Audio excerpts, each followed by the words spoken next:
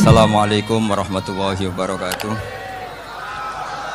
Bismillahirrahmanirrahim. Allahumma sholli wa sallim ala sayyidina Muhammadin wa ala alihi washabbihi asma'in amma ba'du. Min azimi fadliha kasratu asma'iha wa fadail ukhra. Ini cerita dramatisnya surat Al-Fatihah. Qala Abu Hurairah radhiyallahu anhu inna iblisa ranna khina unzilat Al-Fatihah. Jadi iblis itu begitu kesakitan. Ini kitab Abwaabul Farad karangannya Sayyid Muhammad Alawi, juga kutipan dari beberapa kitab. Yang jelas beliau sendiri juga ngutip dari beberapa riwayat di beberapa hadis. Halaman 123. Ketika Fatihah turun itu iblis kesakitan. Kayak orang sakit gigi lah, tersiksa sisanya karena turunnya surat apa? Al-Fatihah. Artinya kalau Anda baca Fatihah dijiwai, maka Anda melemahkan setan, melemahkan iblis. Wa qala Mujahid khina unzilat Fatihatul kitab ronna fastama indahu asyayatin. Jadi ketika Fatihah itu turun, iblis itu terkapar lah kira-kira, sampai dijenguk banyak setan. Jadi gamane di ICU lah kira-kira gitu kalau sekarang itu. Entah Covid entah enggak tahu, pokoknya di ICU sampai dijenguk banyak setan. Enggak tahu bawa apa enggak tahu, pokoknya dijenguk banyak setan. Ono yang nyangoni karena ini apa? Ketuanya apa? Pingsan, sakit. Jadi iblis itu sakit sampai dijenguk anak buahnya setan-setan. Ya, semoga kalian semua tidak kenal setan. Kalau kenal berarti teman, apa? Wa qalu misla dzalik. Wa qala lahum laisa mimma taquluna syai'un walakin unzilat suratun laisa ajru qailiha illa an harramahu alaihi nar jahannam. Saya ini bukan sakit fisik kata iblis. Kamu tidak usah jenguk saya, datangkan dokter terbaik, tidak usah. Saya ini tidak sakit fisik. Saya ini sakit karena ada surat yang diturunkan, yang pahala yang melafadzkan surat itu pasti selamat dari neraka. Padahal misi terbesar saya ini supaya manusia masuk neraka. Sekarang punya tamengnya. Wah, pusing kan? Ya seperti orang lah, goda sampean ternyata sampean setia, itu kan pusing. Nah ternyata tidak setia, itu yang akhirnya ribet kan itu. Jadi iblis itu cita-cita terbesarnya kan semua orang itu masuk neraka. Nah sekarang turun satu surat yang gara-gara surat itu siapapun yang baca dijamin selamat dari neraka. Jadi walakin unzilat suratun laisa ajru qailiha illa an harramahu alaihi nar jahannam. Karena jadi dia shock lah, kalau orang di Jawa itu bilang shock. Aduh, sial nasib saya ini umat enggak bisa saya goda lagi karena punya tamengnya tadi punya. Qad batala kaidukum wa makrukum. Rekayasa kalian sekarang itu tidak ada gunanya semua. Nah, ini alhamdulillah di Indonesia kelihatan kan banyak yang miskin, banyak yang susah. Tapi selagi mereka masih sholat, tuh keinginan mencari halal itu masih tinggi. Kayak apa kita di tengah kota, jauh dari anak istri, jauh dari tetangga. Biasanya kalau orang jauh dari anak istri, tetangga kan sakar PDW. Tapi yang soleh masih banyak, sudah jauh dari keluarga tetap lurus. Loh, kalau yang dekat lurus kan wajar, konangan wong akeh kan. Ini sudah jauh masih lurus. Nah ini nggak lepas dari barokahnya surat apa? Surat Fatihah tadi. Jadi karena ada surat yang menjamin pelafalnya atau qailiha terbebas dari api neraka. Wa qalat as-sayatinu lahu is ayyusa'in ta'muruna ya maulana. Faqala lahum idhabu wajtahidu hatta tukhfilu qulubahum hatta la yaqulu hadhihi surah. Lalu kita gimana? Jari para setan itu. Lalu kita gimana? Terus kata iblis, sudah bikin mereka lupa sehingga tidak baca lagi.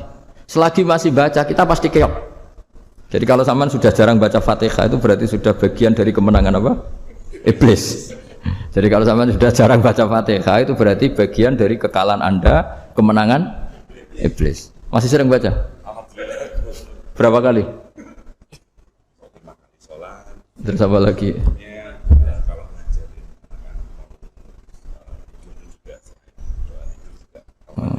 Kok 5 kali tok itu? Berarti pas sholat fardu tok itu? Enggak 5 kali itu, mendingan itu 17. Kamu itu ngitungnya jangan 5 ini. 5 waktu itu berarti lumayan kan? Berapa? 17 ya? Ya. 17 ya? Ya. 17, tapi kalau makmum tuh sering separuh kan, apalagi makmum tarawih. Ya kan? Makmum tarawih itu bacanya Fatihah ada yang sempurna enggak ya? Ya enggak lah. Baru alhamdulillah rabbil alamin mampu ruko ikut ruko gitu. Makmum kan yang tarawih lah Mas. Kalau tarawih jarang sempurna ya. Fatihahnya itu. Kan imam sudah ruko. Kamu bacanya Fatihah sampai mana? Baru setengah ya. Ya paling pas tarawih aja kan enggak sempurna ya. Apalagi kalau imamnya sing kilat tuh waduh malah. Nah, ketika Fatihah itu sebegitu keramatnya, sebegitu topnya, itu setan rapat, singkat cerita itu yang tadi dipimpin oleh iblis yang sedang terkapar apa? Terus tali obatnya enggak ada, cuma dia shock karena ada surat yang turun yang melafatkan itu pasti selamat dari apa? Neraka. Nah ini gimana saran Anda? Terus sarannya adalah bikin orang-orang itu lupa tidak baca Fatihah. Nah ini rapatnya iblis. Idhabu wajtahidu hatta tukhfilu qulubahum hatta la yaqulu hadis surah.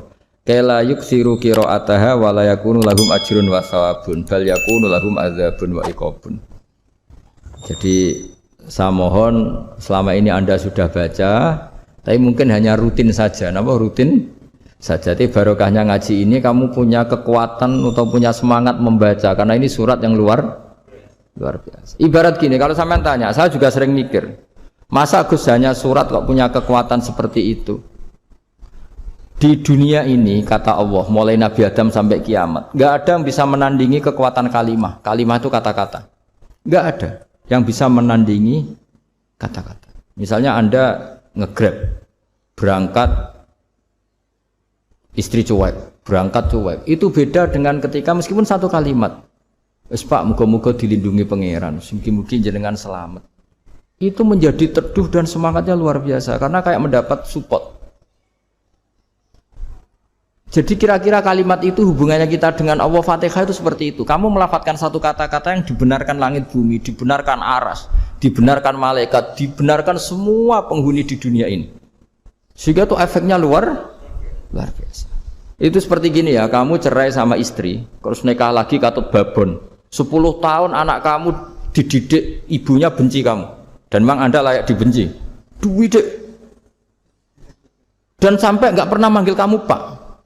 Suatu saat kamu tentu rindu kan ingin dipanggil bapak oleh anak kamu. Suatu saat anak ini manggil kamu Pak E. Itu senengnya bukan main, hanya sebuah kata-kata. Makanya kadang-kadang orang itu tanya sama kiai, ijazah lafadz ini gunanya apa sih? Itu ijazah-ijazah itu untaian kata-kata. Yang kata-kata ini dibenarkan langit dan bumi dan aras dan para malaikat sehingga efeknya itu luar. Nah ibarat seperti itulah, kamu melafadzkan Fatihah itu melafadzkan kata-kata yang dibenarkan Allah dan Rasul dan semua malaikat, semua penghuni langit. Maka ini efeknya pasti luar.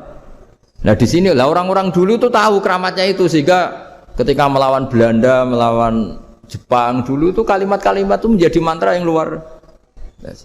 Doa yang luar biasa. Tapi di era modern karena orang sudah tidak ngerti itu, dianggap itu mantra, jimat, khurafat, bid'ah, waduh ribet menemal.